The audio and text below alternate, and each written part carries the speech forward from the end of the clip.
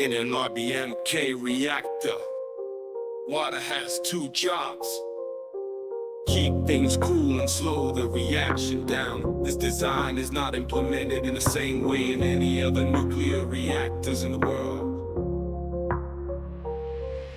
The fuel rods are the powerhouse of the core and are composed of uranium atoms. The uranium atoms cast a net in the core, and as rogue neutrons ping around inside, they pass through the solid graphite that surrounds them.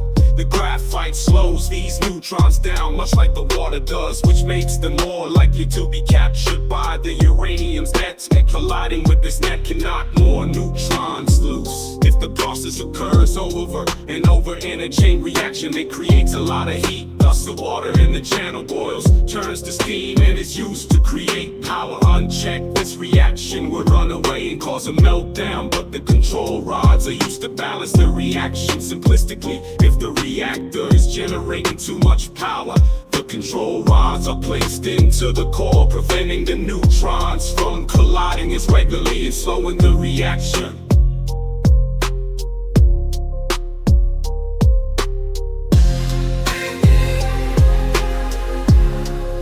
It's regularly slowing the reaction.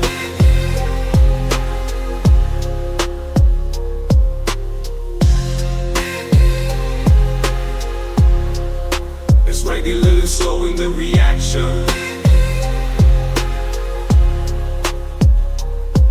In a perfect world, the systems and people controlling the systems ensure that the scales never tip too far one way or the other. Control rods move in and out of the reactor. Water is constantly pumped through to keep the whole thing cool, and the power plant produces energy.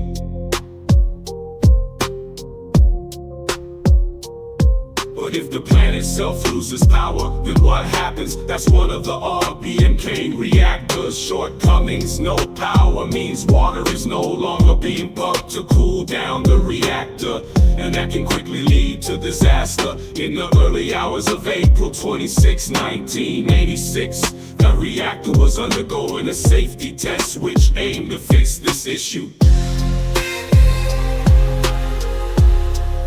It's regularly slowing the reaction.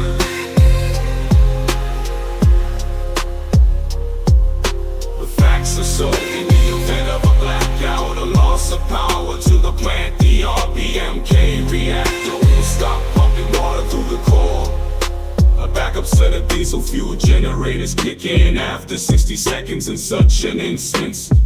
But this time frame risks putting the reactor in danger. Thus the test was hoping to show how an Rbmk reactor could bridge the 60 seconds and keep pumping cool water into the system by using spare power generated as the plant's turbine slowed down. The test was originally scheduled for April 25, but was delayed for 10 hours by power grid officials in Kiev. The delay meant a team of night shift staff would have to run the test, something they had not been trained to do. To perform the test, the reactor had to be put into a dangerous low power state. The low power state in the Rbmk reactor is not like putting your computer in sleep mode.